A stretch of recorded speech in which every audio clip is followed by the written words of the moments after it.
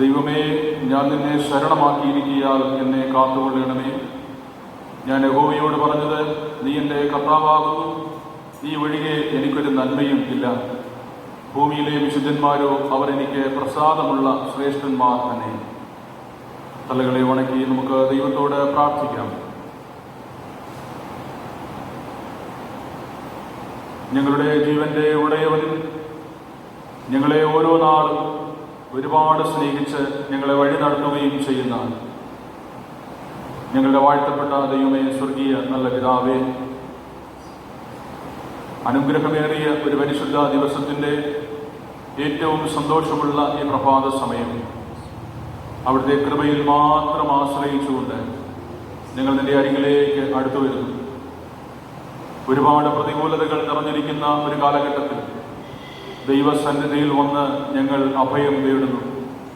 ഞങ്ങൾക്ക് വേണ്ടുന്ന ആശ്വാസവും സ്വർഗീയമായ ആലോചനയും ഞങ്ങളുടെ ജീവിതങ്ങൾക്ക് ദൈവം ദാനമായി തരണമേ.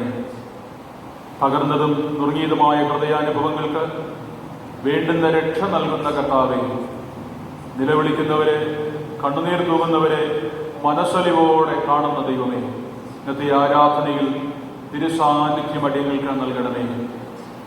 അങ്ങയിൽ ആശ്രയിച്ച് ഇവിടെ എത്തിച്ചേർന്നിരിക്കുന്ന എല്ലാ അവിടുത്തെ മക്കളോടും മനസ്സലിയണമേ. നിന്റെ കൃപയിൽ ആശ്രയിച്ച് ഞങ്ങൾ അല്പസമയം ഇവിടെ ആയിരിക്കട്ടെ. യേശുവിൻ നാമത്തിൽ ഞങ്ങളുടെ പ്രാർത്ഥന കൃപയുണ്ടായി കേൾക്കണം, സ്വർഗീയ നല്ല പിതാവേ, ആമേൻ. നോക്കുമ്പോൾ തന്നെ പാഠപുസ്തകത്തിലെ 89 ഗീതം നമുക്ക് ഒരുമിച്ച് പാടാം. 89 ഗീതം.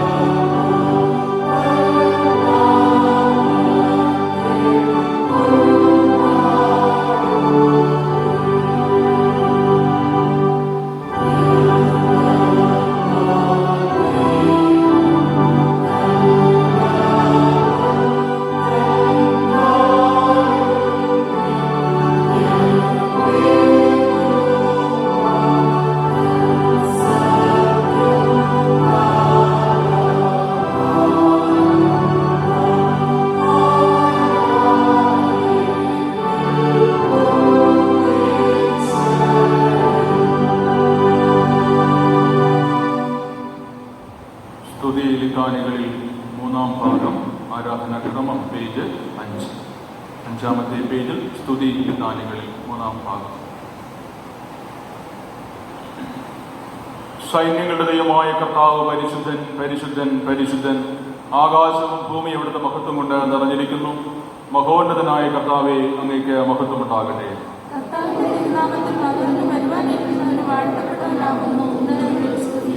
ദൈവമേ, അങ്ങ് പരിശുദ്ധനാകുന്നു. മരണമില്ലാത്ത ദൈവമേ, അങ്ങ് പരിശുദ്ധനാകുന്നു. ദൈവമേ, അങ്ങ് പരിശുദ്ധനാകുന്നു. മരണമില്ലാത്ത ദൈവമേ, അങ്ങ് പരിശുദ്ധനാകുന്നു. ദൈവമേ, അങ്ങ് പരിശുദ്ധനാകുന്നു. മരണമില്ലാത്ത ദൈവമേ, അങ്ങ് പരിശുദ്ധനാകുന്നു. ഞങ്ങളുടെ കർത്താവേ, ഞങ്ങളെ അനുഗ്രഹിക്കണമേ. ഞങ്ങളുടെ കർത്താവേ, ഞങ്ങളുടെ നമസ്കാരവും ശുശ്രൂഷയും കൈക്കൊണ്ട് ഞങ്ങളെ അനുഗ്രഹിക്കണമേ. സൃഷ്ടാവേ, അങ്ങേക്ക് സ്തുതി.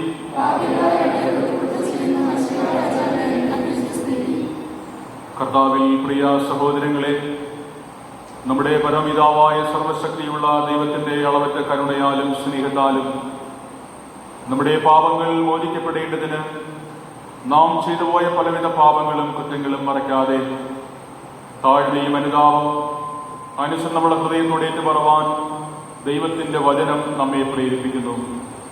അതുകൊണ്ട് നമുക്കെല്ലാവർക്കും വിശുദ്ധ ഹൃദയത്തോടും വിനയശ്രദ്ധത്തോടും സ്വർഗീയ കൃപാസന സന്നിധിയിൽ നമ്മുടെ പാപങ്ങൾ ഏറ്റുപറഞ്ഞ് ദൈവത്തോട് പ്രാർത്ഥിക്കാം. നമ്മുടെ മുട്ടുകൾ മടക്കി ദൈവത്തോട് പ്രാർത്ഥിക്കാം.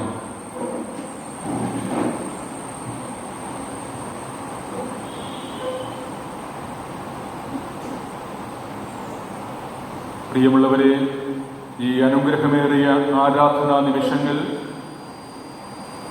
ദൈവത്തിൻ്റെ വലിയ ദാനമാണ്, ദൈവത്തിൻ്റെ വലിയ അനുഗ്രഹമാണ്. നാം ഇന്നും ജീവനോടെ അവശേഷിക്കുന്നത് ദൈവത്തിൻ്റെ പ്രത്യേകമായ കരുതലാണ്. നമുക്ക് ഓരോ ദിവസവും വേണ്ടുന്ന നന്മകളും സന്തോഷങ്ങളും ലഭിക്കുന്നത് ദൈവത്തിൻ്റെ പ്രത്യേകമായ സംരക്ഷണയാണ്.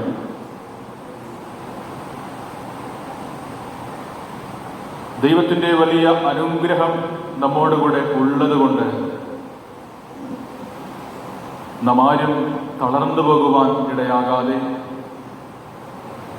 ക്ഷീണിച്ചു പോകുവാൻ ഇടയാകാതെ ഈ ഭൂമുഖത്ത് നിലകൊള്ളുന്നു. കഴിഞ്ഞ നാളുകളിൽ നാം കണ്ണുനീരോടെ പ്രാർത്ഥിച്ച ഒരുപാട് അവസരങ്ങൾ,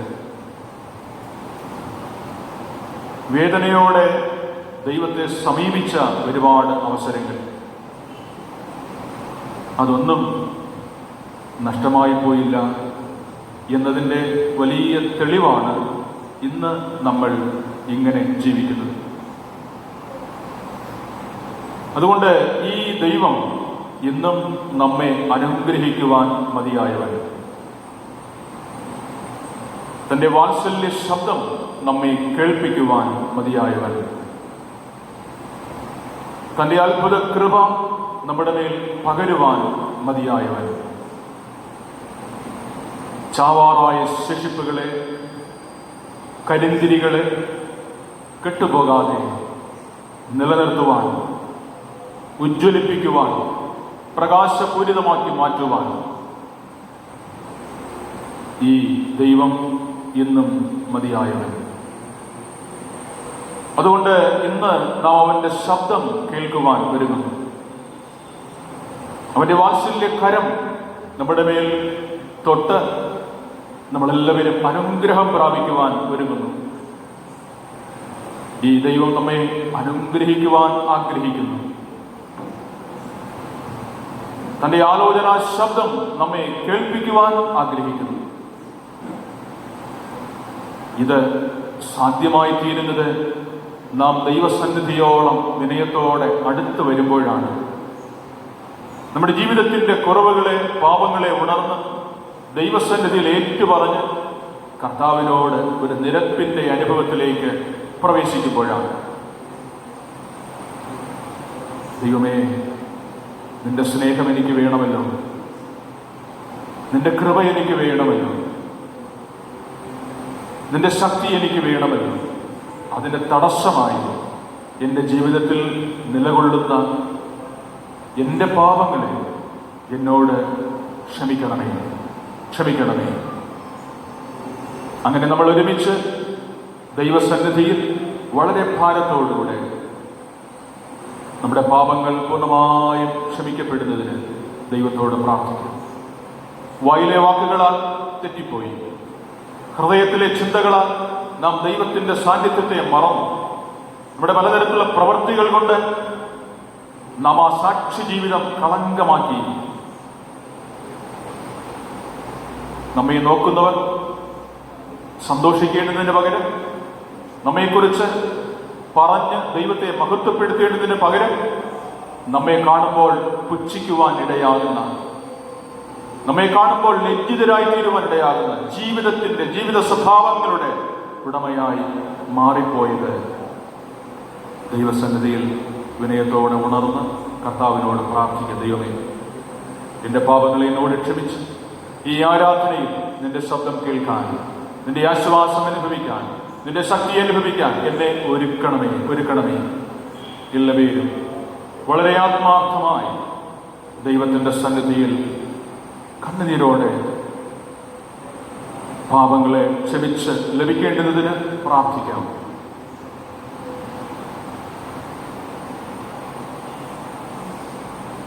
പത്താമത്തെ പേജിൽ രണ്ടാമതായിട്ട് നൽകിയിരിക്കുന്ന പ്രാർത്ഥന നമ്മൾ ഒരുമിച്ച് പ്രാർത്ഥിക്കാനായിട്ട്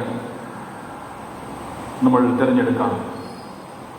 ഞങ്ങളുടെ പിതാവായ ദൈവമേ, വാക്കിലും പ്രവൃത്തിയിലും വിചാരത്തിലും ഞങ്ങൾ അങ്ങേക്ക് വിരോധമായി പാപം ചെയ്തിരിക്കുന്നു. ഞങ്ങൾ പൂർണ്ണ മനസ്സോടെ അങ്ങയെ സ്നേഹിച്ചിട്ടില്ല. ഞങ്ങളെ പോലെ തന്നെ ഞങ്ങളുടെ അയൽക്കാരെയും സ്നേഹിച്ചിട്ടില്ല. ഞങ്ങളോട് കരുണയുണ്ടാകണമേ. ഞങ്ങളുടെ പാപം മാറ്റി ഞങ്ങളെ ശുദ്ധീകരിക്കണമേ. ഞങ്ങളുടെ സകല കുറ്റങ്ങളിൽ ഞങ്ങളെ രക്ഷിക്കണമേ. ഞങ്ങളുടെ കർത്താവായ യേശുക്രിസ്തു മൂലം ഞങ്ങളുടെ പ്രാർത്ഥന കേൾക്കണമേ. ആമേൻ. ഒരുത്തൻ പാപം ചെയ്തുവെങ്കിലോ നീതിമാനായ യേശുക്രിസ്തു എന്ന കാര്യസ്ഥൻ നമുക്ക് പിതാവിന്റെ അടുക്കൽ ഉണ്ട്. അവിടെ നമ്മുടെ പാപങ്ങൾക്ക് പ്രായശ്ചിത്തമാകുന്നു. നമ്മുടേതിന് മാത്രമല്ല, സർവ്വലോകത്തിന്റെ പാപത്തിനും തന്നെ. ദൈവമായ കർത്താവ് നമ്മുടെ എല്ലാ പേരോടും വാത്സല്യമുള്ള കർത്താവാണ്. നാം ആത്മാർത്ഥമായി പ്രാർത്ഥിക്കുമ്പോൾ, കരയുമ്പോൾ നമ്മെ കേട്ട് നമ്മോട് മനസ്സലിഞ്ഞ് നമുക്ക് വേണ്ടുന്നത് നൽകുന്നവര് ദൈവം. അതുകൊണ്ട് നമ്മുടെ പാപങ്ങൾ അവൻ ക്ഷമിച്ചിരിക്കുന്നു. ആ വലിയ സന്തോഷം ഉണർന്നുകൊണ്ട് ദൈവത്തിന് സ്തോത്രം ചെയ്യും. ഈ നാളുകളിൽ ലഭിച്ചിരിക്കുന്ന എല്ലാ നന്മകളും കരുതലുകളും ദൈവത്തിൻ്റെ ദാനമാണ്. അത് ഉണർന്നുകൊണ്ട് ദൈവത്തിന് സ്തോത്രം അർപ്പിച്ച് ദൈവത്തെ മഹത്വപ്പെടുത്താൻ 17-ാമത്തെ പേജിലെ പ്രത്യേകമായി നിൽക്കാൻ ഓരോ അപേക്ഷയുടെ പിന്നാലെ കർത്താവെ ഞങ്ങൾ അങ്ങയെ സ്തുതിക്കുന്നു എന്ന് സഭ പ്രതിവാക്യമായിട്ട് പറയും. ഞങ്ങളുടെ മേലും ഞങ്ങളുടെ ജനങ്ങളുടെ മേലും അവിടുന്ന് കൃപയായി നൽകിയിട്ടുള്ള സകല ദാനങ്ങൾക്ക് വേണ്ടിയും, ഞങ്ങൾക്ക് തന്നിരിക്കുന്ന ജീവന് വേണ്ടിയും, ഞങ്ങൾ ജീവിക്കുന്ന ഈ ലോകത്തിന് വേണ്ടിയും, അവിടുത്തെ കൃപയാൽ ഞങ്ങൾ ഗ്രഹിച്ചിട്ടുള്ള സത്യത്തിനായും, ഞങ്ങളുടെ ജീവിതത്തിൽ കാണുന്ന എല്ലാ നന്മയ്ക്കായും, ദിവ്യമായ കാര്യങ്ങളിലേക്ക് ഞങ്ങളെ വഴി നടത്തുന്ന വിശ്വാസത്തിനായും പ്രത്യാശയ്ക്കായും, ദൈവം സൃഷ്ടിച്ചിരിക്കുന്ന മനോഹരമായ ഈ പ്രപഞ്ചം പകൽ രാത്രി, വേനൽ, മഴ, വിത, കൊയ്ത്ത്, സസ്യാദികൾ എന്നിവയ്ക്ക് വേണ്ടിയും,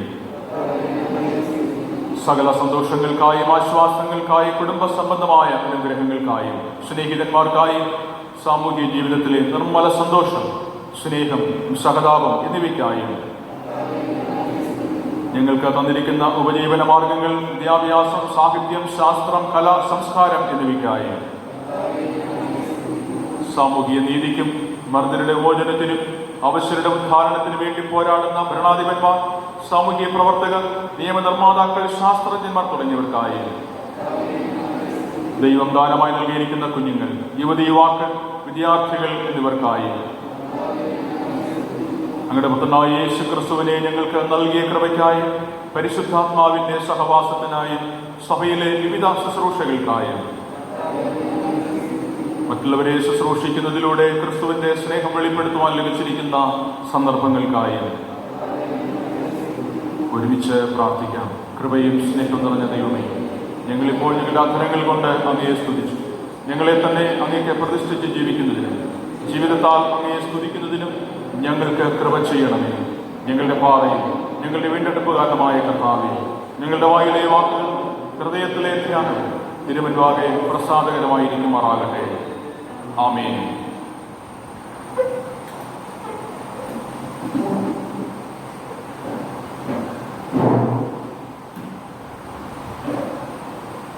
18-ാം സങ്കീർത്തനം.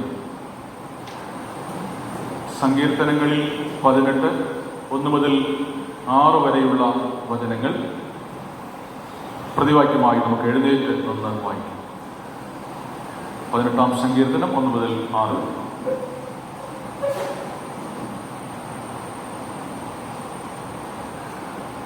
എന്റെ ബലമായ യഹോവേ, ഞാൻ നിന്നെ സ്നേഹിക്കുന്നു.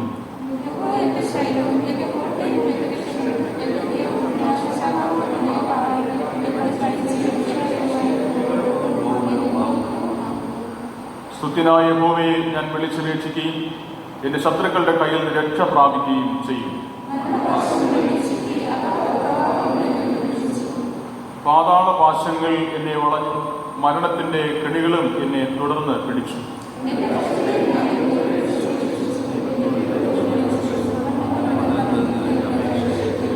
തിരുവന്നിൽ ഞാൻ കഴിച്ച പ്രാർത്ഥന അവന്റെ ചെവിയിൽ എത്തി.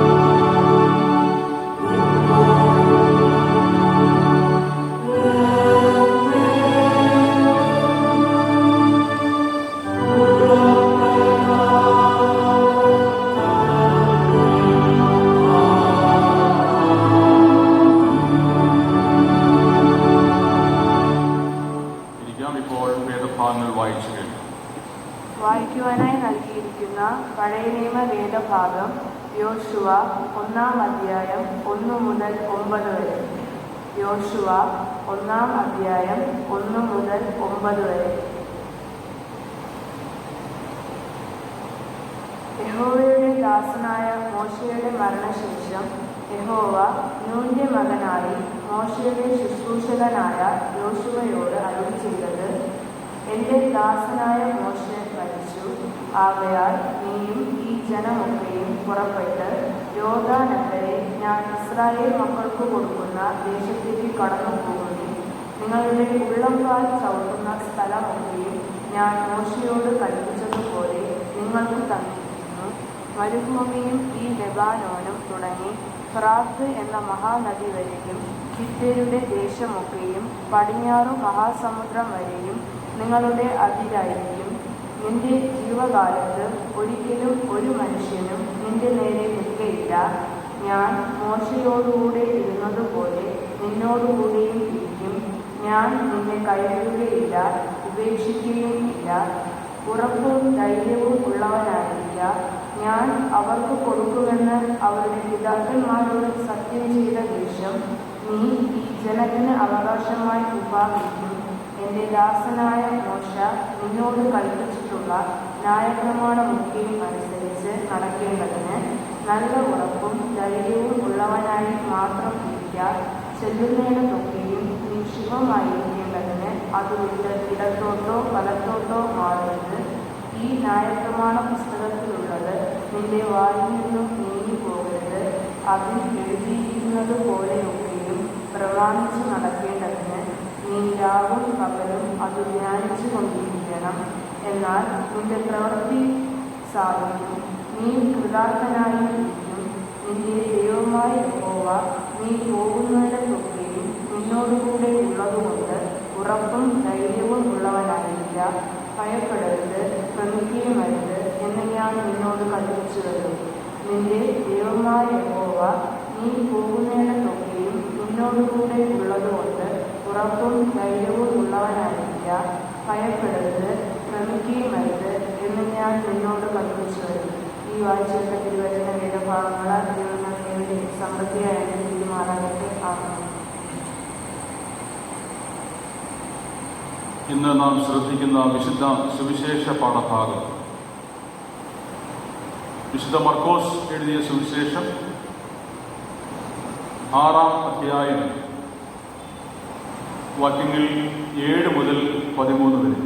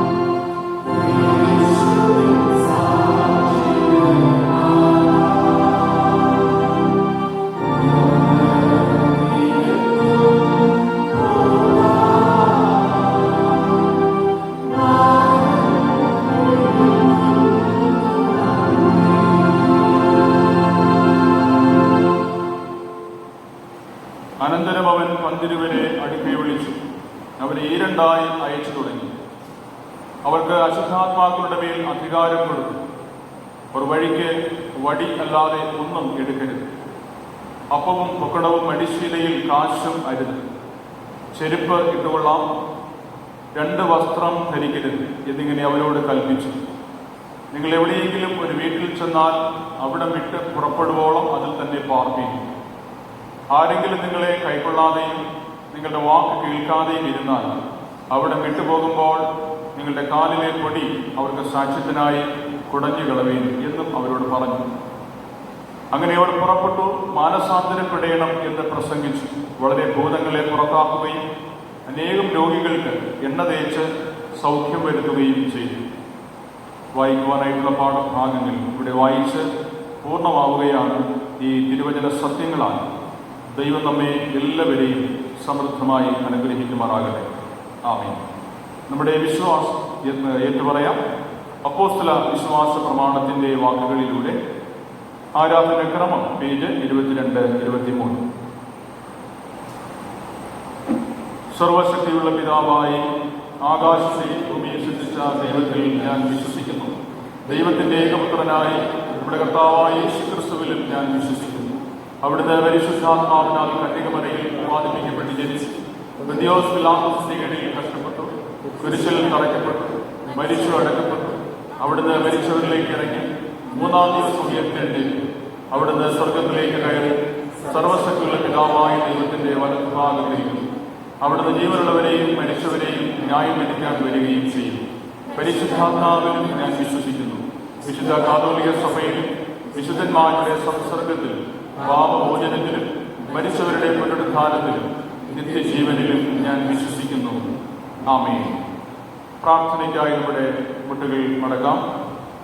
മധ്യസ്ഥ പ്രാർത്ഥനയ്ക്കായി ഹൃദയം കൊണ്ട് നമുക്ക് ഒരുങ്ങാം.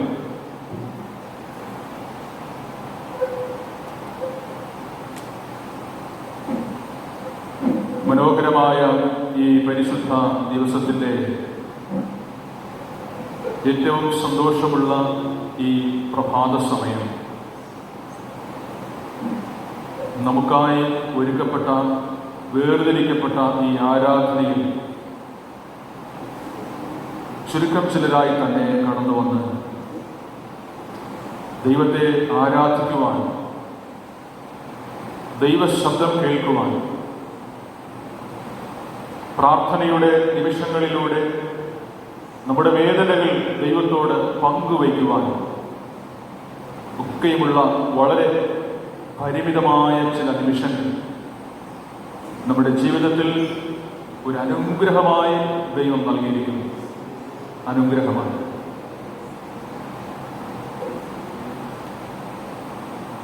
നമ്മളെ ആരാധനയിൽ ആയിരിക്കുന്ന ഈ നിമിഷങ്ങൾ ജീവിതത്തിൻ്റെ ഏറ്റവും അമൂല്യങ്ങളായ നിമിഷങ്ങളാണ്. അമൂല്യങ്ങളായ നിമിഷം, വിലപ്പെട്ട നിമിഷങ്ങൾ.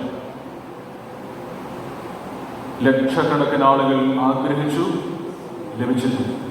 ലഭിച്ചു. നമ്മുടെ പരിസരങ്ങളിൽ പല ആളുകളും ആഗ്രഹിച്ചു, ലഭിച്ചില്ല. അങ്ങനെയെങ്കിൽ നമുക്ക് ലഭിച്ചിരിക്കുന്നത് വളരെ അമൂല്യമാണ്, വളരെ വിലപ്പെട്ടതാണ്. എപ്പോഴാണ് ഇത് നിന്നു പോവുക എന്നതും നമുക്ക് അറിഞ്ഞുകൂടാ. അതുകൊണ്ടാണ് ലഭിച്ചിരിക്കുന്ന അവസരങ്ങളെല്ലാം, നിമിഷങ്ങളെല്ലാം വളരെ വിലപ്പെട്ട നിമിഷങ്ങൾ. അതുകൊണ്ട് ദൈവസന്നിധിയിൽ വിനയപ്പെടാം, ദൈവത്തിന് സ്തോത്രം ചെയ്യാം. നമ്മൾ ഈ സമയത്ത് ഓർമ്മിക്കേണ്ടുന്ന വലിയ സത്യങ്ങളും കഴിഞ്ഞ നാളുകളിൽ നമുക്ക് ഒരുപക്ഷെ ഓടിയെത്തുവാൻ അവസരമുണ്ടായിരുന്നു, സാധിക്കാതെ പോയ ഒരുപാട് സാഹചര്യങ്ങൾ ഉണ്ട്. ഒരുപാട് നേരം ഇരുന്ന് പ്രാർത്ഥിക്കണമെന്ന് ആഗ്രഹിച്ചു മനസ്സില്ലാതെ പോയ അവസരങ്ങളുണ്ട്. എങ്കിലും നാം പല സമയങ്ങളിലും ആത്മാർത്ഥമായി ദൈവസന്നിധിയിൽ കരഞ്ഞിട്ടുണ്ട്, ദൈവസന്നിധിയിൽ പ്രാർത്ഥിച്ചിട്ടുണ്ട്, ദൈവസന്നിധിയിൽ നിലവിളിച്ചിട്ടുണ്ട്. അതിൻ്റെ ഒരു അനുഗ്രഹമാണ് ഇന്ന് നമുക്ക് ലഭിച്ചിരിക്കുന്ന ഈ നല്ല നിമിഷങ്ങൾ. സ്തോത്രം. ദൈവസന്നിധിയിൽ സ്തോത്രം പറയാം. അതേ കർത്താവേ, ഞങ്ങളുടെ നിലവിളി മാത്രമല്ല, ഞങ്ങളുടെ പൂർവ്വപിതാക്കന്മാരുടെ നിലവിളിയും പ്രാർത്ഥനയും ഞങ്ങൾക്കുണ്ട്. അതുകൊണ്ട് ഞങ്ങൾ ഇന്ന് ഇതുവരെ സ്വസ്ഥരായി, സമാധാനമുള്ളവരായി, ദൈവത്തോട് പ്രാർത്ഥിക്കാൻ സാഹചര്യമുള്ളവരായി നിലനിൽക്കുന്നു.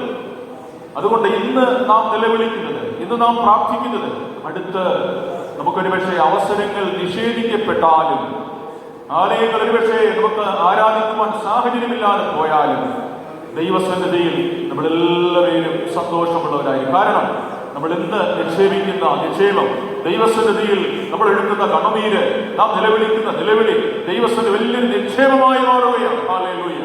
ഒരു ദൈവശക്തിയായി മാറുകയാണ്. നിന്റെ കഷ്ടതയിൽ, നിന്റെ വേദനയിൽ, നിന്റെ ദാരിദ്ര്യത്തിൽ നിനക്കൊരു അഭയമായി മാറുകയാണ്. വലിയൊരു അനുഗ്രഹമായി മാറുകയാണ്. ഞാൻ നിന്നെ സൗഖ്യമാക്കുന്ന യഹോവ, ഞാൻ നിന്നെ സൗഖ്യമാക്കുന്ന യഹോവ, എന്റെ അടിപ്പിണരുകളാൽ നിങ്ങൾക്ക് സൗഖ്യം വന്നിരിക്കുന്നു. തന്നോട് നിലവിളിക്കുന്ന സകല ഭക്തന്മാർക്കും, സകല നീതിമാന്മാർക്കും അവൻ മതിയായവൻ. അവരുടെ നിലവിളിക്ക് അവൻ മറഞ്ഞിരിക്കുന്ന ഒരു ദൈവമല്ല, മറഞ്ഞിരിക്കുന്ന ഒരു ദൈവമല്ല. അവങ്കിലേക്ക് നോക്കിയവർ പ്രകാശിതരായി, അവരുടെ മുഖം ലജ്ജിച്ചു പോയതുമില്ല. ഈ എളിയവൻ നിലവിളിച്ചു, യഹോവ കേട്ടു. അവന്റെ സകല കഷ്ടങ്ങളിൽ നിന്നും യഹോവ അവനെ വിടുവിച്ചു. ഹല്ലേലൂയ! മരുഭൂമിയിൽ പോലും മന്ന നൽകുന്നൊരു ദൈവം നമുക്കുണ്ടല്ലോ. മരുഭൂമിയിൽ പോലും നീരുറവ തുറന്ന് പരിപോഷിപ്പിക്കുവാൻ കഴിയുന്നൊരു ദൈവം നമുക്കുണ്ടല്ലോ. രാത്രിയിൽ അഗ്നിസ്തംഭമായി, പകലിൽ മേഘസ്തംഭമായി, ആളുകളുടെ പ്രവചനങ്ങൾക്ക്, ആളുകളുടെ വാക്കുകൾക്ക് അതീതമായി പ്രവർത്തിക്കുന്ന ഒരു ദൈവം. ജീവിതത്തിന്റെ ഇല്ലായ്മകളിൽ, ജീവിതത്തിന്റെ കഷ്ടതകളിൽ, ജീവിതത്തിന്റെ ശോധനകളിൽ, കണ്ണുനീരിന്റെ അനുഭവങ്ങളിൽ ഇറങ്ങി വന്ന് വിടുതൽ നൽകുന്ന ഒരു ദൈവം. ഈ പകൽക്കാലം ഇവിടെ ഹൃദയം നൊമ്പരപ്പെടുകയാണ്, ഈ പകൽക്കാലം വേദനിക്കുകയാണ്, കണ്ണുനീർ തൂവുകയാണ്. എന്ത് ചെയ്യും ദൈവമേ, എന്ത് ചെയ്യും കർത്താവേ? അടുത്ത നിമിഷങ്ങൾ, അടുത്ത നാളുകൾ ഞങ്ങൾ എന്ത് ചെയ്യും? വലിയ ഭയപ്പാട്, വലിയ ആശങ്ക, പലതരത്തിലുള്ള ചോദ്യങ്ങൾ ഹൃദയത്തിൽ ഉയർന്നു വരുന്നുണ്ട്. ഭയപ്പെടേണ്ട, ഭയപ്പെടേണ്ട, ഞാൻ നിന്നോട് കൂടെയുണ്ട് എന്ന് അരുളി ചെയ്തല്ലോ. ഭയപ്പെടേണ്ട, ഞാൻ നിന്നോട് കൂടെയുണ്ട് എന്ന് അരുളി ചെയ്തല്ലോ. ഞങ്ങളോട് വാഗ്ദത്തം ചെയ്തിട്ടുണ്ടല്ലോ. ആ ദൈവം നമ്മെ വിട്ട് വിലകാത്തവൻ, നമ്മെ വിട്ട് മാറാത്തവൻ. ഞാൻ നിന്നെ ഒരു നാളും കൈവിടുകയില്ല, ഉപേക്ഷിക്കുകയുമില്ല. ഈ വാക്കവൻ നൽകിയിട്ടുണ്ട്. പ്രിയമുള്ളവരെ, ഇന്ന് ആ വാക്കിൽ ആശ്രയിച്ചുകൊണ്ട് ദൈവത്തോട് പ്രാർത്ഥിക്കട്ടെ. ദൈവമേ, ഞങ്ങളുടെ സങ്കടങ്ങളെ നീ കാണണമേ, ഞങ്ങളുടെ കണ്ണുനീര് നീ കാണണമേ, ഞങ്ങളുടെ നിലവിളി നീ കേൾക്കണമേ, ഇല്ലായ്മകളെ അറിയണമേ, ദാരിദ്ര്യത്തെ അറിയണമേ. ഞങ്ങളുടെ ദേശം വേദനിക്കുന്നത്, ഞങ്ങളുടെ മക്കൾ ഭാരപ്പെടുന്നത്, കുടുംബങ്ങൾ നിലവിളിക്കുന്നത്, ആരും പുറത്തു പറയുവാൻ കഴിയാത്ത തരത്തിൽ ഭയപ്പാടോടുകൂടെ, വേദനയോടുകൂടി ആയിരിക്കും. ഞങ്ങളോട് കരുണ തോന്നി ഇതെല്ലാം കാണണമേ കർത്താവേ. ദൈവത്തോട് കണ്ണുനീരോട് പ്രാർത്ഥിക്കട്ടെ. പ്രാർത്ഥിക്കുവാൻ ലഭിച്ചിരിക്കുന്ന അവസരമാണ്.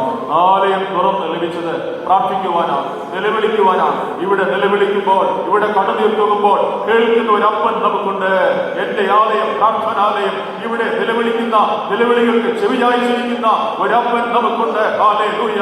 ദൈവത്തിന്റെ സന്നിധിയിൽ ദൈവമേ, ഞങ്ങളുടെ എല്ലാ രാജ്യങ്ങളോടും, ഞങ്ങളുടെ രാജ്യത്തോടും, ഞങ്ങളുടെ ദേശത്തോടും മനസ്സലിയണമേ പിതാവേ, മനസ്സലിയണമേ. നിമിഷങ്ങൾ തോറും ലക്ഷക്കണക്കിന് ജീവിതങ്ങൾ നഷ്ടപ്പെട്ടുകൊണ്ടിരിക്കുന്ന ഒരു പ്രത്യേകമായ സാഹചര്യത്തിൽ മരണത്തോട് മല്ലടിക്കുന്ന ലക്ഷക്കണക്കിന് ആളുകൾ, മരണഭയത്തെ മുന്നിൽ കാണുന്നവർ, മരണഭീതിയെ മുന്നിൽ കാണുന്ന ധാരാളം ആളുകളുടെ സാഹചര്യത്തിൽ ദൈവമേ, നീയല്ലാതെ അഭയമായി, ആശ്രയമായി ഞങ്ങൾക്ക് ആരുമില്ല കർത്താവേ, ആരുമില്ല കർത്താവേ. ഞങ്ങൾ ഈ ലോകത്തിൽ ജീവിക്കുന്നത് എത്ര നാൾ ഞങ്ങൾക്ക് ഉറപ്പില്ല.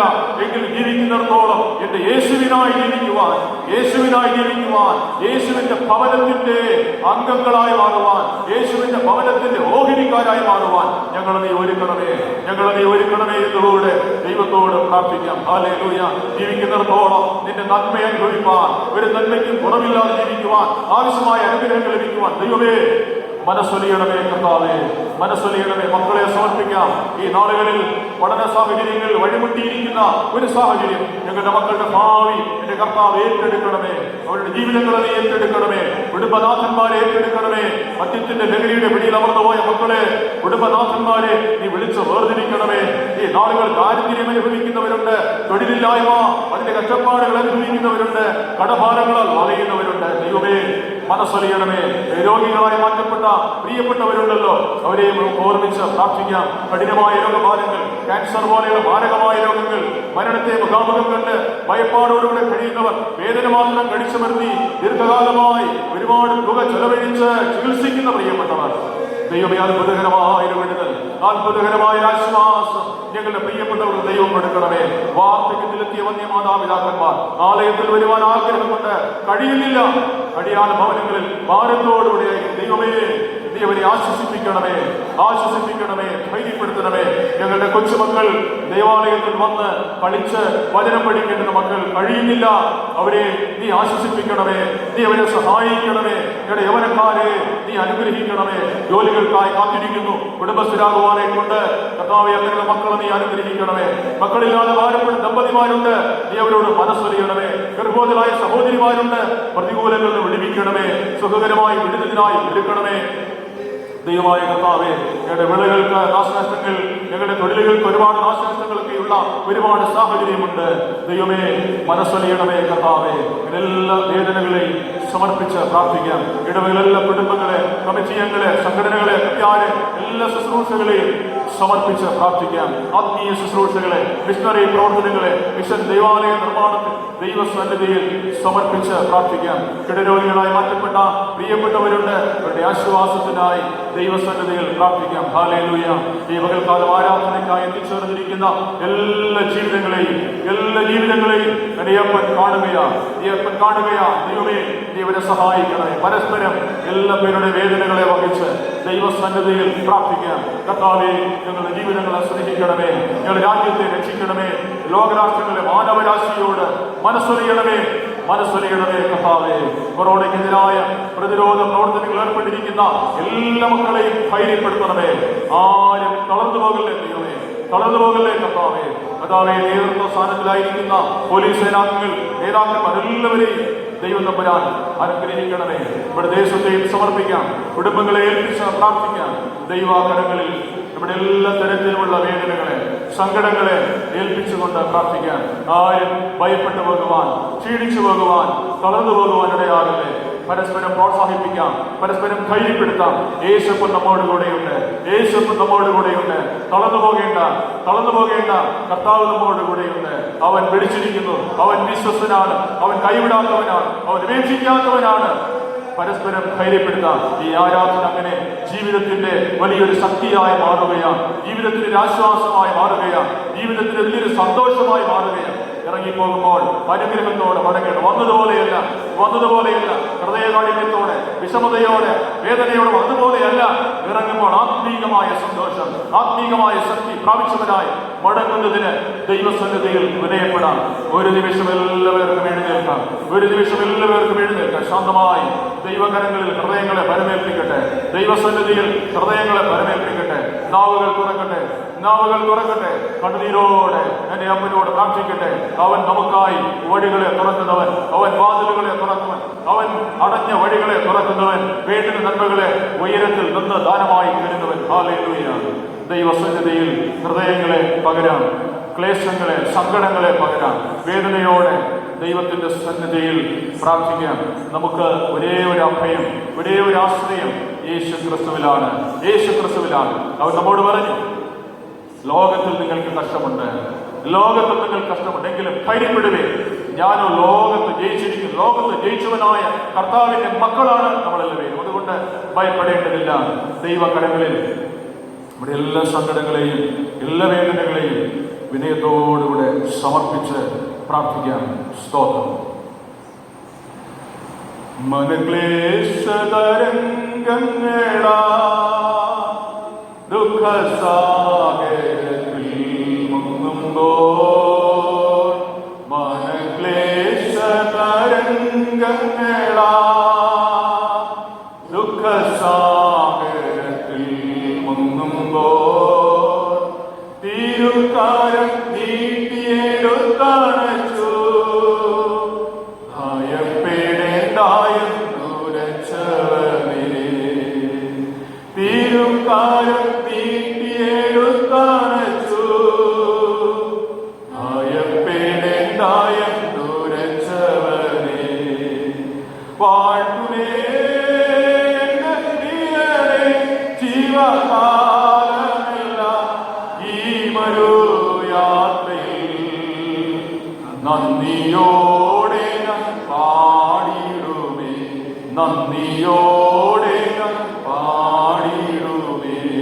ഞങ്ങളെ സ്നേഹിക്കുന്ന ദൈവമേ, കർത്താവേ, വലിയൊരു സാഗരം, വലിയൊരു കടലിന്റെ അനുഭവത്തിൽ സങ്കടങ്ങളാൽ, വേദനയാൽ ഞങ്ങൾ മുങ്ങിത്താഴുന്ന സമയം, മുങ്ങിത്താഴേണ്ടുന്നൊരു സാഹചര്യം ഞങ്ങളെ തിരുക്കരം നീട്ടിയെടുത്ത് കോരിയെടുത്ത് അടയ്ക്കുന്ന ഒരപ്പന്റെ സന്നിധിയിൽ ഞങ്ങൾക്ക് ഭയമില്ല.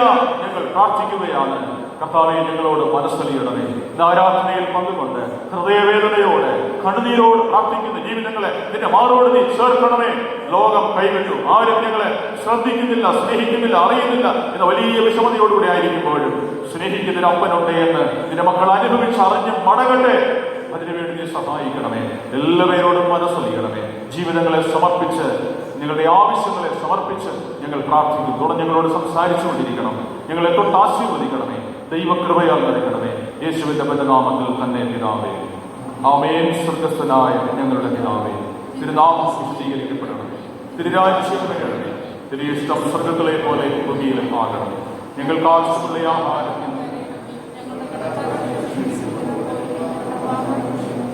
ഞങ്ങളെ പരീക്ഷയിൽ കടത്താതെ ദുഃഖങ്ങൾ ഞങ്ങളെ വിടുവിക്കണമേ. രാജ്യവും ശക്തിയും മഹത്വം എന്നേക്കും അങ്ങേക്കുള്ളതാകുന്നുവല്ലോ. ആമേൻ. ജീവന്റെ വചനം ഞങ്ങൾക്ക് നൽകി ഞങ്ങളെ അനുദിനം ജീവിപ്പിക്കുന്ന ഞങ്ങളുടെ വാഴ്ത്തപ്പെട്ട ദൈവമേ, വചനത്തിൽ നിലനിൽക്കാനും വചനത്തിലൂടെ സ്വർഗരാജ്യത്തിൻ്റെ സ്നേഹത്തെ, സദ്ഗുണങ്ങളെ മറ്റുള്ളവരോട് പങ്കുവയ്ക്കാനും ഇന്നും ഞങ്ങളെ നീ പ്രബോധിപ്പിക്കണമേ. ഇപ്പോൾ സംസാരിക്കുന്ന അടിയൻ, കേൾക്കുന്ന നിങ്ങളുടെ മക്കൾ എല്ലാവരും വചനത്തിൻ്റെ സമൃദ്ധിയാൽ നിറയട്ടെ. അതിനായിട്ട് ഒരുക്കണമേ. യേശുവിൻ നാമത്തിൽ തന്നെ ആമേൻ.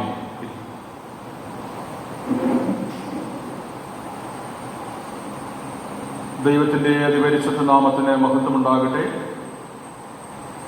ഏറ്റവും അനുഗ്രഹമേറിയ ഒരു പരിശുദ്ധ ദിവസം കൂടെ കാണുന്നതിനും ഒരുമിച്ച് ദൈവത്തെ ആരാധിക്കുന്നതിനും വചന കേൾവിക്കായി ഹൃദയം കൊണ്ട് ഒരുങ്ങുന്നതിനും ദൈവം നമുക്ക് നൽകിയിരിക്കുന്ന ഈ പ്രത്യേകമായ അവസരത്തെ ഓർത്ത് നന്ദിയോടുകൂടെ ദൈവത്തെ നമുക്ക് സ്തുതിക്കാം, സ്തോത്രം ചെയ്യാം.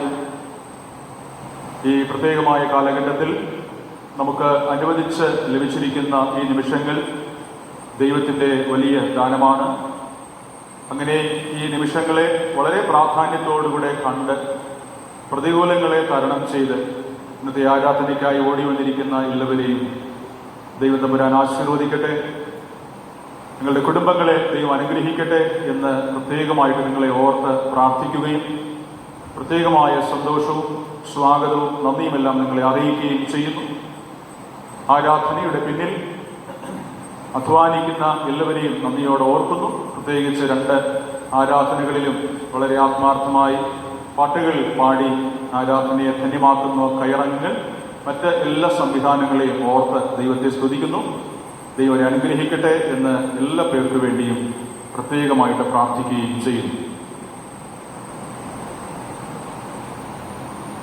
നമ്മൾ അല്പസമയത്തെ ഒരുമിച്ചുള്ള ധ്യാനത്തിന് ആധാരമായി പാഠമായി വായിച്ച് കേട്ട വേദഭാഗങ്ങളിൽ നിന്ന് വളരെ പ്രധാനപ്പെട്ട ചില കാര്യങ്ങൾ ചുരുങ്ങിയ സമയത്തിനകത്ത് ധ്യാനത്തിന് ആധാരമാക്കാം എന്ന് ഞാൻ ആഗ്രഹിക്കുകയാണ്. കേരള പോലീസിലെ അഭിമാന താരമായി മാറിയിരിക്കുന്ന ഒരു ഉദ്യോഗസ്ഥനാണ് KG സൈമൺ SP എന്ന് അറിയപ്പെടുന്ന മാന്യദേഹം.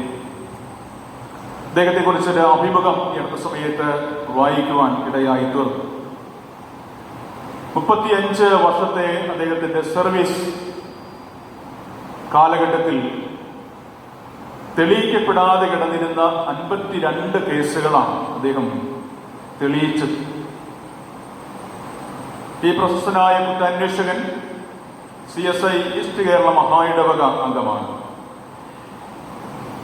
മുൻ തിരുമേനി KG ഡാനിയൽ തിരുമേനിയുടെ ബ്രദറാണ്. നല്ലൊരു ഫയർ മാസ്റ്ററാണ്. കേരളത്തെ നടുക്കിയ കൂടത്തായി കൊലപാതക പരമ്പര കേസ് 6 പേരുടെ കൊലപാതകം ചുരുളഴിക്കുന്നതിൽ മുഖ്യമായ പങ്ക് വഹിച്ച ഇദ്ദേഹം വളരെ പ്രശസ്തനാണ് ഇന്ന് പോലീസ് സേനയിൽ. ഈ കൂടത്തായി കൊലക്കേസുമായി ബന്ധപ്പെട്ട് അറസ്റ്റിലായ ഒരു വനിതയുണ്ട്. മുഖ്യപ്രതി ഒരു വനിതയാണ്, ജോളി എന്നാണ് പേര്. നമുക്ക് എല്ലാവർക്കും സുപരിചിതമാണ്.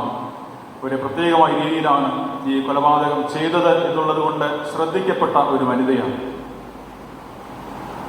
അറസ്റ്റിലായ ജോളി ദിവസങ്ങളോളം സ്റ്റേഷനിൽ തടവറയിൽ കിടന്ന സമയത്ത് ഒരേ വസ്ത്രത്തിലാണ് അവർ ഈ സ്റ്റേഷനിലെ തടവറയിൽ കഴിഞ്ഞിരുന്നത്. ആ സമയത്ത് അവർക്ക് വസ്ത്രം വാങ്ങി നൽകിയത് ശ്രീ KG സൈമൺ സാർ. അപ്പോൾ അദ്ദേഹം ആ സമയത്ത് അതിനെക്കുറിച്ച് പറയുന്ന സമയത്ത് പറയുന്നുണ്ട്, അത് ചെയ്തതുകൊണ്ട്, അങ്ങനെ ഒരു വസ്ത്രം വാങ്ങി നൽകി അവരെ സഹായിച്ചത് കൊണ്ട് ഭയങ്കരമായ വിമർശനങ്ങളാണ് അദ്ദേഹത്തിന് നേരിടേണ്ടി വന്നത്. സ്ത്രീകളാണ് കൂടുതലും വിമർശനങ്ങളുമായി അദ്ദേഹത്തിന്റെ അരികിലേക്ക് വന്നത് എന്നതിനും പറയുന്നുണ്ട്. ഫോണിലൂടെയും നേരിട്ട് ഒത്തിരി പേര് വന്നു. പറയുന്നത് വേറൊന്നുമല്ല, സാർ എന്തിനാണ് ഈ നീചയായ സ്ത്രീക്ക്, ക്രൂരയായ സ്ത്രീക്ക് ഇങ്ങനെ ഒരു സഹായം ചെയ്തത് എന്തിനാണ്, ചെയ്യേണ്ടതിന്റെ ആവശ്യമില്ല എന്ന നിലയിലാണ് അവരെല്ലാവരും അദ്ദേഹത്തോട് സംസാരിക്കുവാൻ ഇടയായി തീർന്നത്. KG സൈമൺ എന്ന ആത്മാർത്ഥതയുള്ള ക്രൈസ്തവനായ ദൈവിക മൂല്യമുള്ള അദ്ദേഹം നൽകിയ മറുപടി വളരെ ലളിതമായ മറുപടിയാണ്. അദ്ദേഹം പറഞ്ഞു, അവരൊരു മനുഷ്യ സ്ത്രീയാണ്, അവരോട് മനുഷ്യത്വം കാട്ടേണ്ടുന്നത്, മനുഷ്യത്വം കാണിക്കുക എന്നുള്ളത് ദൈവികമായൊരു കാര്യമാണ്. അതിന് പക്ഷേ പലതരത്തിലുള്ള വിമർശനങ്ങൾക്ക് വിധേയമാണ് എങ്കിലും അദ്ദേഹം സൂക്ഷിച്ചിരുന്ന ദൈവികമായ നന്മ, ദൈവികമായ മൂല്യം മനുഷ്യത്വമായി പുറത്ത് കാണിക്കുവാൻ ഇടയായി തീർന്നു. അദ്ദേഹം പറയുന്നത്, തെറ്റിനുള്ള ശിക്ഷ കോടതി നൽകി, അന്വേഷണത്തിൽ ഞാൻ ഒരു ഇളവും കാണിച്ചിട്ടില്ല, അതെല്ലാം വളരെ കർക്കശമായി ചെയ്തിട്ടുണ്ട്. പക്ഷേ കാണിക്കേണ്ടുന്ന മാനുഷികമായ പരിഗണന നൽകേണ്ടുന്നത് എൻ്റെ കടമയാണ്, ദൈവികമായൊരു കാര്യമാണ്. നാം ഇന്ന് ചിന്തിക്കുന്നത് നാം ആരാണ് എന്നുള്ള ചോദ്യത്തിനുള്ള മറുപടിയിൽ നിന്നാണ്. നാം ആരാണ്, നമ്മെ എങ്ങനെയാണ് ഈ സമൂഹം മനസ്സിലാക്കുന്നത്, തിരിച്ചറിയുന്നത്? നാം ആരാണെന്നുള്ള ചോദ്യത്തിന് മറുപടി വളരെ വിശദമായിട്ട് പറയാൻ നമ്മുടെ മനസ്സിൽ ഒത്തിരിയുണ്ട്, ഒരുപാടുണ്ട്. പലതരത്തിലുള്ള പദവികളെക്കുറിച്ച്, പാരമ്പര്യങ്ങളെക്കുറിച്ച്, നമുക്ക് ലഭിച്ചിരിക്കുന്ന ഒരുപാട് കഴിവുകളെക്കുറിച്ചെല്ലാം ബോധ്യപ്പെട്ടുകൊണ്ട് അതിൽ നിന്നുകൊണ്ട് നമ്മൾ പറയും നാം ആരാണ് എന്നുള്ളത് പറയാനായിട്ട് നമുക്ക് വലിയ സന്തോഷമുണ്ട്. എന്നാൽ ദൈവവചനം നൽകുന്ന സന്ദേശം വളരെ ലളിതമാണ്, വളരെ പ്രാധാന്യമുള്ളതാണ്. ചുരുങ്ങിയ ഒരു മറുപടി, ദൈവജനം. ഞാൻ ആരാണ്, നമ്മൾ ആരാണ് എന്നുള്ള ചോദ്യത്തിന് ദൈവ ജനമാണ്, ദൈവ മകനാണ്, ദൈവ മകളാണ് എന്നുള്ള യാഥാർത്ഥ്യം നമ്മൾ തിരിച്ചറിയേണ്ടതായിട്ടുണ്ട്. ആരാണ് ദൈവജനം? ദൈവജനത്തിന്റെ, ദൈവമകന്റെ, ദൈവമകളുടെ മേലുള്ള ചുമതല എന്താണ്? അതിനെക്കുറിച്ച് നമ്മൾ ചിന്തിക്കുന്ന സമയത്ത് അപ്പോസ്തലനായ പൗലോസ് അതിന് മറുപടി നൽകുന്നുണ്ട്.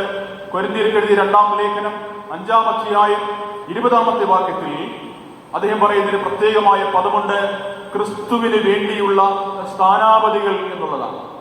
നാം ആരാണ് എന്നുള്ള ചോദ്യത്തിന് മറുപടി നമ്മൾ കണ്ടെത്തുന്നത് ദൈവജനമാണ്, ദൈവത്താൽ വിളിച്ച് വേർതിരിക്കപ്പെട്ടവരാണ്. നമ്മുടെ ചുമതല എന്ത്, ദൈവജനത്തിന്റെ ചുമതല എന്ത് എന്നുള്ള ചോദ്യത്തിന് മറുപടി പൗലോസ് അപ്പോസ്തലൻ പറയുന്നത്, നാം ക്രിസ്തുവിന് വേണ്ടി സ്ഥാനാപതികൾ, അംബാസഡേഴ്സ് ഓഫ് ക്രൈസ്റ്റ് എന്നാണ് പറയുന്നത്. അപ്പോൾ ദൈവജനത്തിന്റെ വിശദീകരണത്തിലേക്ക്, ദൈവജനം എങ്ങനെയാണ്, ദൈവജനം എന്നുള്ളതിനുള്ള ഒരു വിശദീകരണം നമ്മൾ മനസ്സിലാക്കുന്നത് പത്രോസിന്റെ 1-ാം ലേഖനം 2-ാം അധ്യായം 9-ാമത്തെ വാക്യത്തിൽ, നിങ്ങളോ അന്ധകാരത്തിൽ നിന്ന് തന്റെ അത്ഭുത പ്രകാശത്തിലേക്ക് വിളിച്ച് വേർതിരിക്കപ്പെട്ട ജാതിയാണ്, രാജകീയ പുരോഹിത വർഗമാണ്, വിശുദ്ധ വംശമാണ്, സ്വന്തം ജനമാണ്. ഇങ്ങനെ വലിയൊരു വിശദീകരണമാണ് ദൈവജനത്തെ കുറിച്ച് പറയുന്നത്. നിങ്ങൾ അന്ധകാരത്തിലായിരുന്നു, ഇപ്പോൾ നിങ്ങളെ വിളിച്ചിരിക്കുന്നത്, അന്ധകാരത്തിൽ നിന്ന് വിളിച്ചിരിക്കുന്നത് തന്റെ അത്ഭുത പ്രകാശത്തിലേക്ക് വിളിച്ചവന്റെ സൽഗുണങ്ങളെ ഘോഷിക്കുക, വിളിച്ചവന്റെ നല്ല ഗുണങ്ങളെ ഘോഷിക്കുക, പറയുക, വെളിപ്പെടുത്തുക. അതിനുവേണ്ടി ദൈവജനമായ നിങ്ങളെ വിളിച്ച് വേർതിരിച്ചിരിക്കുന്നു. എല്ലാവരും ദൈവജനമായി ദൈവത്തിന്റെ അനുഗ്രഹത്തിന് പാത്രരായി തീരുമോ? ഇല്ല. ആരാണ് അവകാശികളായി തീരുക? ദൈവജനം എന്ന നിലയിൽ ദൈവത്തിന്റെ അനുഗ്രഹത്തിന് ആരാണ് അവകാശികളായി തീരുക? അതിന് മറുപടി ദൈവത്തിന്റെ വചനം നമ്മെ പഠിപ്പിക്കുക. യോഹന്നാന്റെ സുവിശേഷം 1-ാം അധ്യായം 12-ാമത്തെ വാക്യത്തിൽ നമ്മളത് വായിക്കുകയാണ്. അവനെ കൈക്കൊണ്ട് അവന്റെ നാമത്തിൽ വിശ്വസിക്കുന്ന ഏവർക്കും ദൈവമക്കളാകുവാൻ അവൻ അധികാരം കൊടുക്കും. അവരാണ് ദൈവത്തിന്റെ സകല നന്മകളുടെയും അവകാശികൾ. എല്ലാവരും ദൈവജനമെന്ന് പറയാം, പക്ഷേ അവകാശികൾ അനുഗ്രഹത്തിന്റെ അവകാശികൾ അവനെ കൈക്കൊണ്ട് അവന്റെ നാമത്തിൽ വിശ്വസിക്കുന്ന ഏവർക്കും ദൈവമക്കളാകുവാൻ അധികാരം കൊടുത്തു. അവർക്ക് അതിന്റെ അനുഗ്രഹവും കൊടുക്കുന്നുണ്ട്. അതുകൊണ്ട് ദൈവം തമ്പുരാൻ നമ്മെ വിളിച്ച് ചുമതല ഏൽപ്പിക്കുന്നത് നിസ്സാരപ്പെട്ട ഒരു കാര്യമല്ല, വലിയ വിപുലമായ ഒരു സംഗതിയാണ്. അംബാസഡർ എന്ന് പറയുന്ന സമയത്ത്, അംബാസഡർ അല്ലെങ്കിൽ സ്ഥാനാപതികൾ എന്ന് പറയുന്ന സമയത്ത് ഒരുപക്ഷെ താഴേക്കടയിലുള്ള ആളുകൾക്ക് മനസ്സിലാക്കാനായിട്ട് പ്രയാസമുണ്ട്. രണ്ട് രാജ്യങ്ങൾ തമ്മിലുള്ള ബന്ധം വളർത്തുന്നതിനും ഉറപ്പിക്കുന്നതിനും ആ ബന്ധങ്ങളിൽ വന്ന പാളിച്ചകളെ പരിഹരിക്കുന്നതിനും അവരുടെ ആ ബന്ധം നന്നായിട്ട് കൊണ്ടുപോകുന്നതിനും ചുമതലപ്പെടുത്തിയിരിക്കുന്ന ആളുകളാണ് സ്ഥാനാപതികൾ. ഇന്ത്യയിൽ ഒരുപാട് രാജ്യങ്ങളിലെ സ്ഥാനാപതികൾ ഇന്ത്യയിലുണ്ട്. ഇന്ത്യയുടെ സ്ഥാനാപതി മറ്റനേകം രാജ്യങ്ങളിലുണ്ട്. അവരെല്ലാവരും ഓരോരുത്തരുമായിരിക്കുന്നത് അവരവരുടെ രാജ്യത്തെക്കുറിച്ച് പറയുവാനായിട്ടാണ്. അവരവരുടെ രാജ്യത്തിന്റെ മഹിമയെക്കുറിച്ച്, സംസ്കാരത്തെക്കുറിച്ച്, നല്ല ശീലങ്ങളെക്കുറിച്ച്, സ്വഭാവത്തെക്കുറിച്ച് കളങ്കപ്പെടുത്താനല്ല. അങ്ങനെ IAS റാങ്കിൽപ്പെട്ട ആളുകളെ അതിനുവേണ്ടി ചുമതലപ്പെടുത്തിയിട്ടുണ്ട്. അതുകൊണ്ട് ഇവിടെ പറയാനായിട്ട് ആഗ്രഹിക്കുന്ന, ദൈവം നമ്മെ വിളിച്ച് വേർതിരിച്ച് ഈ ലോകത്തിൽ ആക്കിയിരിക്കുന്നത് സ്വർഗരാജ്യത്തിന്റെ സ്ഥാനാപതികളായിട്ടാണ്, ക്രിസ്തുവിന് വേണ്ടിയുള്ള സ്ഥാനാപതികൾ. അതുകൊണ്ടാണ് പൗലോസ് അപ്പോസ്തലൻ പറഞ്ഞത് 2 കൊരിന്ത്യർ 5:20 പറഞ്ഞു, ക്രിസ്തുവിന് വേണ്ടിയുള്ള സ്ഥാനാപതികൾ. ദൈവരാജ്യത്തിന്റെ സദ്ഗുണങ്ങളെ ഘോഷിക്കുക, ക്രിസ്തുവിന്റെ സദ്ഗുണങ്ങളെ ഘോഷിക്കുക, ജീവിതത്തിന്റെ സ്വഭാവം കൊണ്ട്, വാക്കുകൊണ്ട്, പ്രവൃത്തി കൊണ്ട് ദൈവരാജ്യത്തെ കുറിച്ച് പറയുക. അതിനുവേണ്ടിയാണ് ദൈവം നമ്മെ ആക്കിയിരിക്കുന്നത്.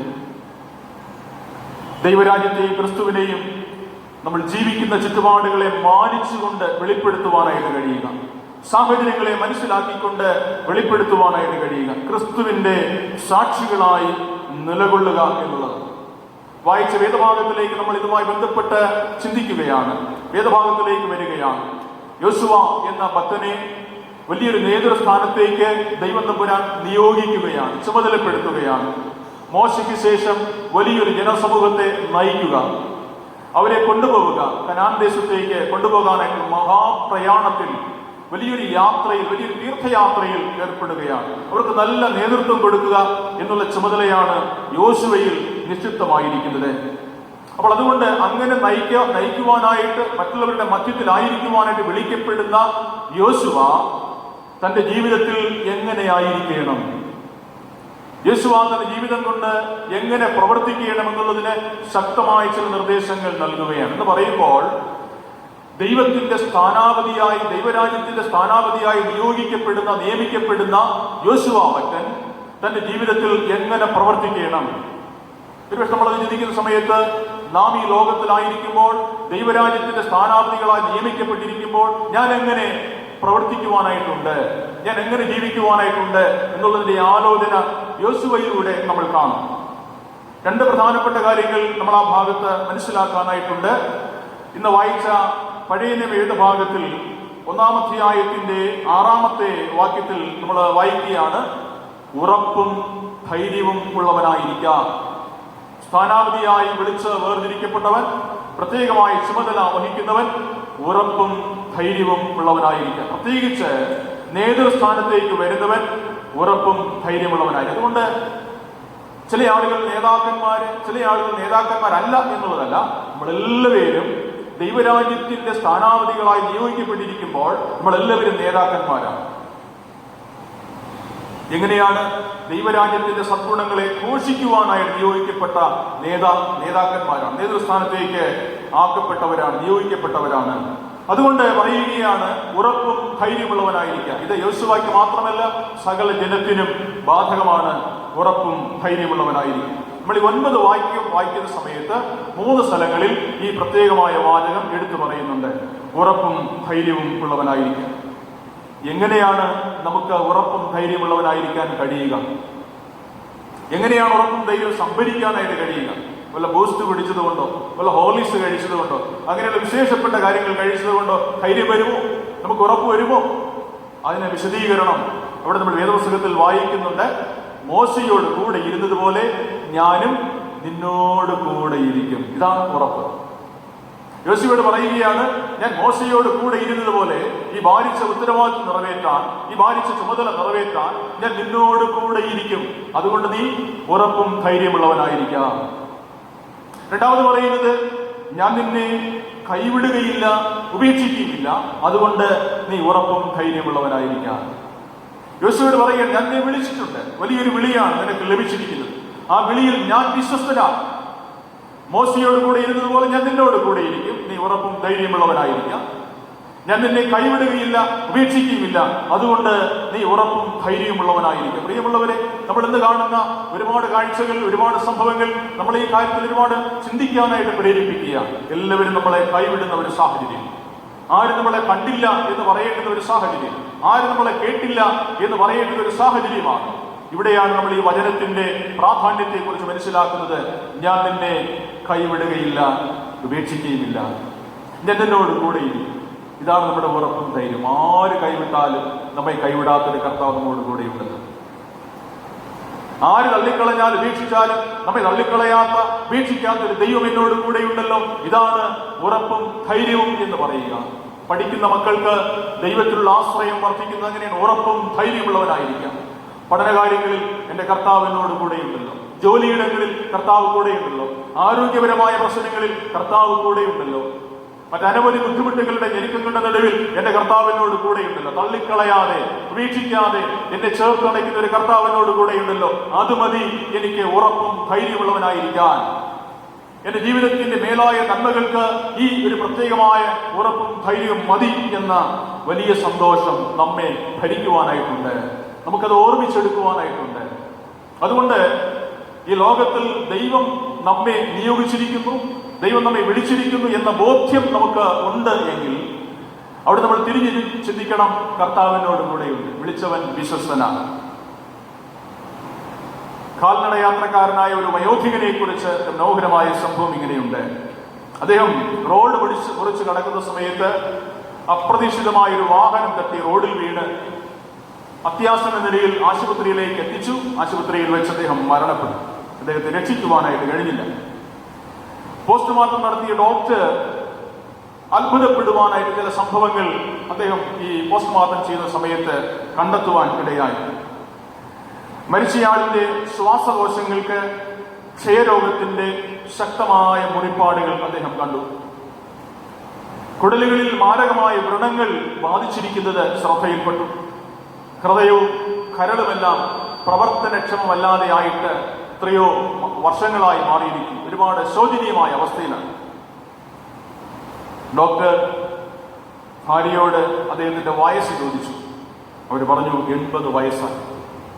ഡോക്ടർ പ്രകാരം മറുപടി പറഞ്ഞു, ഇദ്ദേഹം ഒരു 30 വർഷങ്ങൾക്ക് മുൻപേ മരിച്ചു പോകേണ്ടുന്ന ആളാണ്. എങ്ങനെയാണ് ഇത്രയും കാലം അദ്ദേഹം ജീവിച്ചത് എന്ന് ഓർത്ത് ഞാൻ അത്ഭുതപ്പെടുകയാണ്.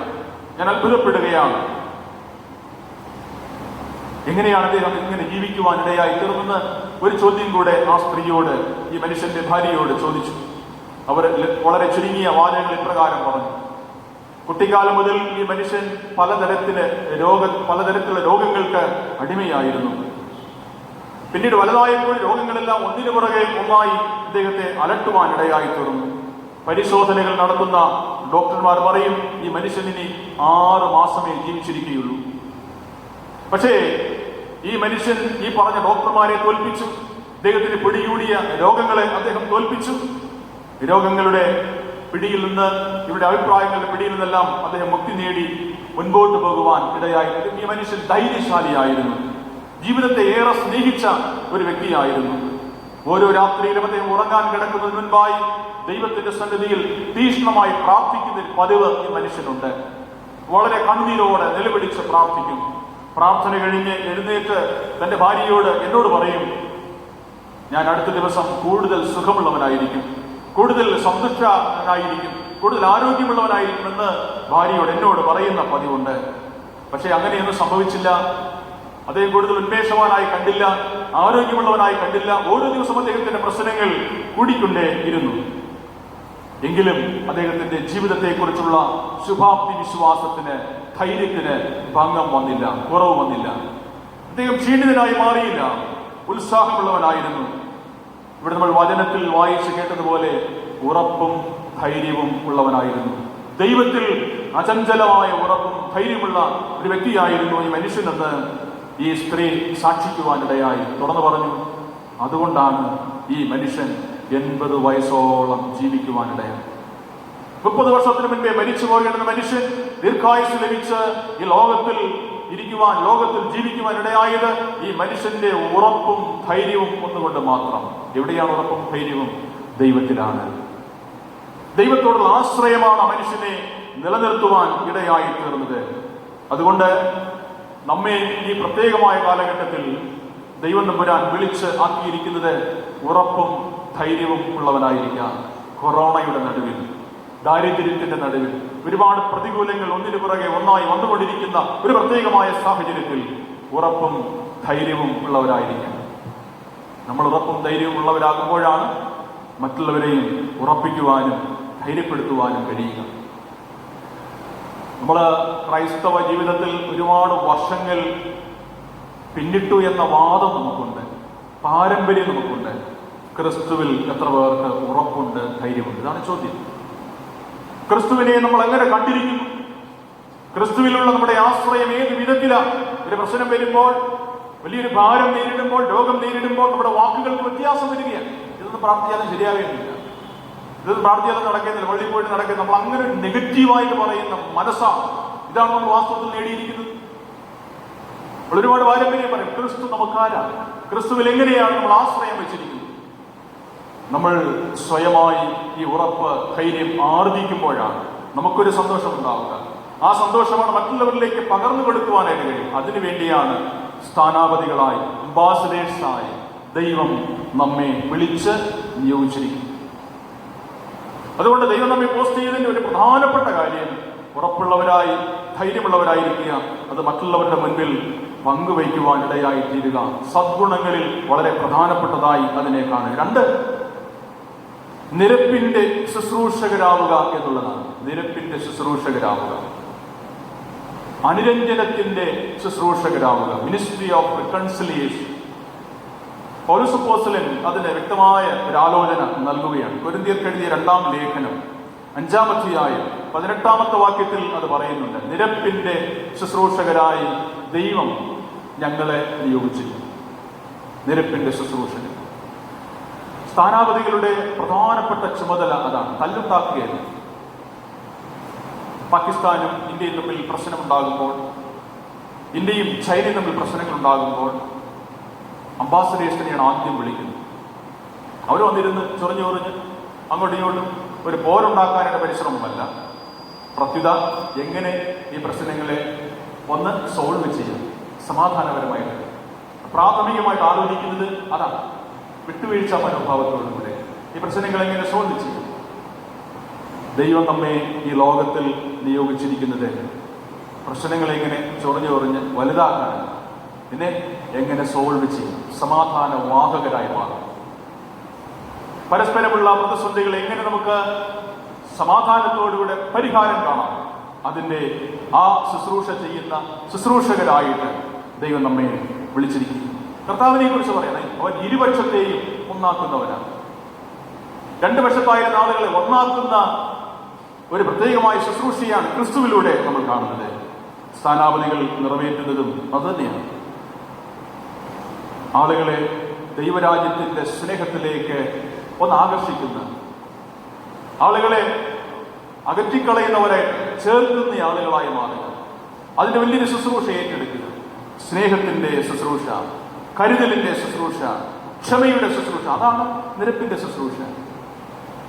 വീട്ടിലൊക്കെ മക്കൾ തമ്മിൽ വഴക്കും അടിയൊക്കെ കൂടുന്ന സമയത്ത് മാതാപിതാക്കൾ ആരെങ്കിലും പറയുമോ, ഒരെണ്ണം കുറവാണ്, ഒരെണ്ണം കൊടുക്കടി, അങ്ങോട്ട് ആരെങ്കിലും പറയുമോ, നിർത്തടി, ഇവിടെ മാറിയിക്കണം, നമ്മൾ പറയും.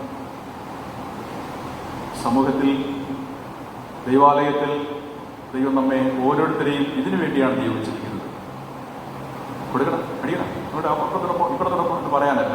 മതിയാക്കും, ഇതെല്ലാം നമുക്ക് ശരിയായിട്ട് നമുക്ക് സോൾവ് ചെയ്യാം, ഒന്ന് മതിയാക്കും, അടങ്ങെന്ന് പറയാം, പരസ്പരം പറയാൻ. അതിനുവേണ്ടിയാണ് ആ വലിയൊരു അനുരഞ്ജനത്തിന്റെ ശുശ്രൂഷ ചെയ്യാനായിട്ടാണ് ദൈവം നമ്മെ വിളിച്ചിരിക്കുന്നത്. എന്ന് പറയുമ്പോൾ ദൈവ വചനം അനുസരിക്കുക, ന്യായപ്രമാണം അനുസരിക്കുക, ദൈവത്തെ കേൾക്കുക, ദൈവത്തെ അനുസരിക്കുക. എന്താണ് ന്യായപ്രമാണം?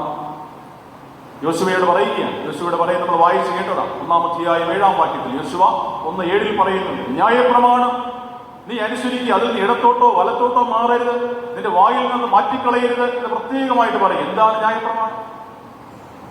നമ്മൾ കർത്താവിന്റെ വാക്കുകളെ ഒന്ന് ശ്രദ്ധിക്കുകയാണ്. കർത്താവിന്റെ അരികിൽ ഒന്നുകൂടി പരീക്ഷന്മാരോട് ശാസ്ത്രിമാരോട് ന്യായശാസ്ത്രന്മാരോടൊക്കെ പറയുന്ന സമയത്ത് പറയുന്നു, എന്താണ് ന്യായപ്രമാണം എന്ന് പറയുന്നു. കൽപ്പനകളിൽ 2 എടുത്തു പറഞ്ഞുകൊണ്ടാണ് പറഞ്ഞത്, നിന്റെ ദൈവമായ കർത്താവിനെ പൂർണ്ണ ആത്മാവോടും പൂർണ്ണ ശക്തിയോടും പൂർണ്ണ ഹൃദയത്തോടും കൂടെ സ്നേഹിക്കണം. 1-ാമത്തെ കൽപ്പന, 1-ാമത്തെ ന്യായപ്രമാണം. 2, കൂട്ടുകാരനെ നിന്നെ പോലെ തന്നെ സ്നേഹിക്കണം. എന്നിട്ട് പറഞ്ഞു, ന്യായപ്രമാണവും പ്രവാചകന്മാരും എല്ലാം അതിനകത്തുണ്ട്, വേറൊന്ന് നീ അന്വേഷിച്ചു പോകണ്ട. ദൈവത്തോടുള്ള ബന്ധം 1, 2 അയൽവാസികളോട് പ്രിയപ്പെട്ടവരോടുള്ള ബന്ധം 2 ക്ലിയർ ആയിരിക്കും. ഈ ശുശ്രൂഷയ്ക്കാണ് ദൈവം നമ്മെ വിളിച്ചിരിക്കുന്നത്. ഇതിന് ഒരു അനുരഞ്ജനത്തിന്റെ ശുശ്രൂഷ ആവശ്യമുണ്ട്. കൂട്ടുകാരൻ നിന്നെ പോലെ തന്നെ സ്നേഹിക്കുന്നത് നിസ്സാരപ്പെട്ട കാര്യമൊന്നുമല്ല. നിന്നെ പോലെ തന്നെ കൂട്ടുകാരനെ സ്നേഹിക്കുന്ന പറഞ്ഞാൽ നിസ്സാരപ്പെട്ട കാര്യമല്ല. നമ്മൾ രാവിലെ എഴുന്നേറ്റ് മുഖമൊക്കെ വൃത്തിയാക്കാൻ എന്തുമാത്രം പാടുപെടുന്നു, ശരീരമൊക്കെ വൃത്തിയാക്കാൻ എന്തുമാത്രം പാടുപെടുന്നു. വല്ല കറുപ്പൊക്കെ ഉണ്ടെങ്കിൽ ശരീരത്തിലുള്ള കറുപ്പ് പാടൊക്കെ ഉണ്ടെങ്കിൽ അതൊക്കെ മാറ്റിക്കളയാൻ, ഇനി നരയുണ്ടെങ്കിൽ അതിനെ മാറ്റിക്കളയാൻ ഒരുപാട് പരിശ്രമമാണ് ചെയ്യും. നമ്മുടെ സ്വന്തം ശരീരത്തെ ഒരുപാട് സ്നേഹിക്കും. അതേപോലെ അടുത്ത ഒരുവനെ സ്നേഹിക്കുക എന്ന് പറയുന്നത് നിസ്സാരപ്പെട്ട കാര്യമല്ല. പക്ഷെ നമ്മൾ സ്നേഹിച്ചില്ല എങ്കിൽ പോലും ഉപദ്രവിക്കാതിരിക്കാൻ നമുക്ക് കഴിയുമോ? സ്നേഹിച്ചില്ല എങ്കിൽ പോലും ഗൗരവമുള്ള സംഗതിയാണ്.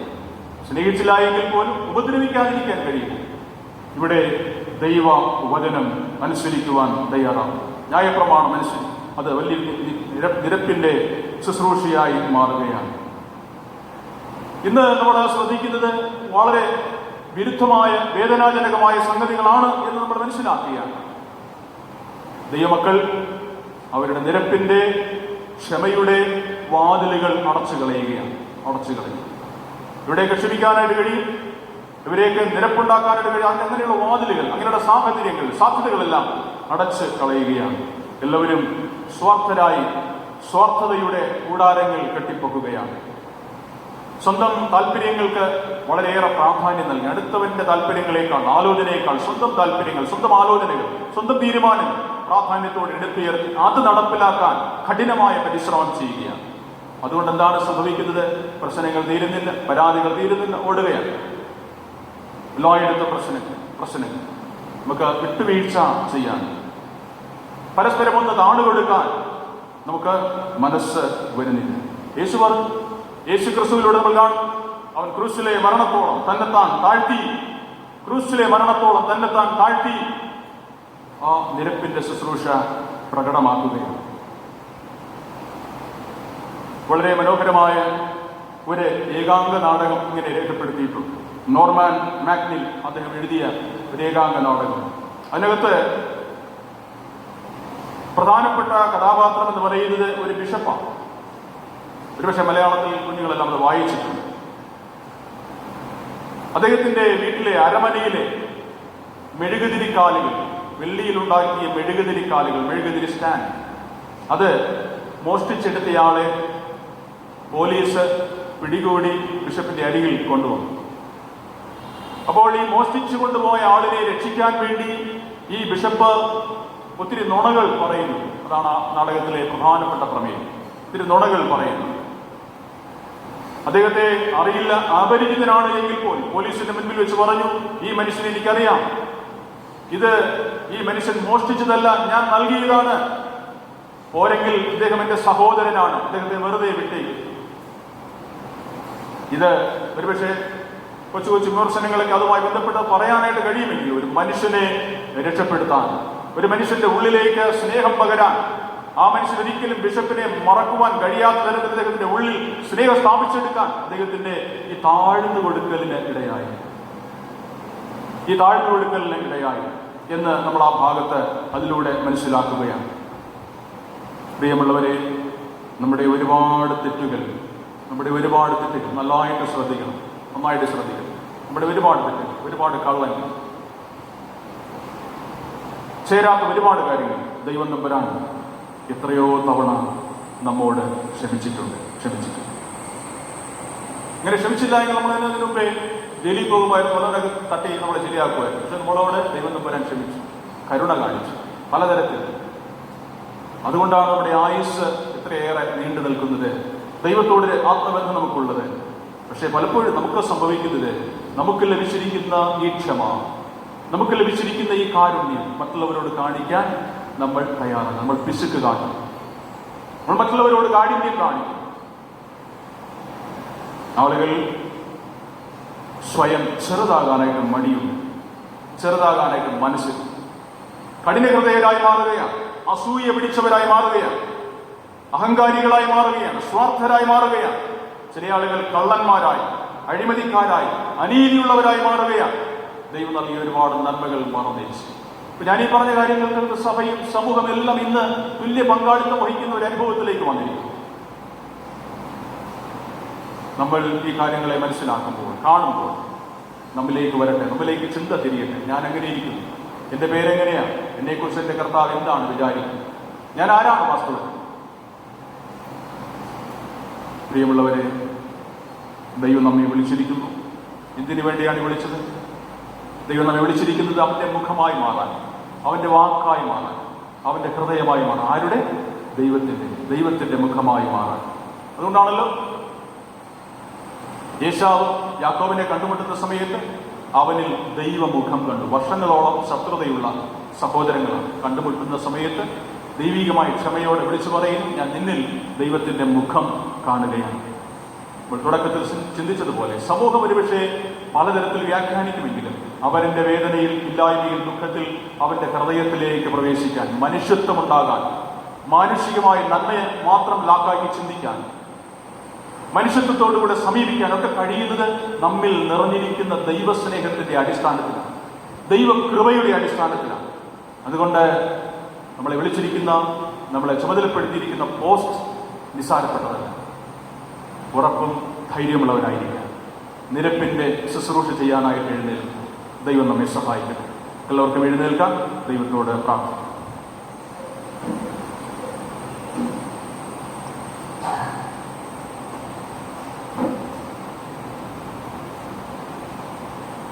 അനുഗ്രഹമേറിയ ഈ പരിശുദ്ധ ദിവസത്തിന്റെ മനോഹരമായിട്ടുള്ള ഈ രാവിലെ സമയം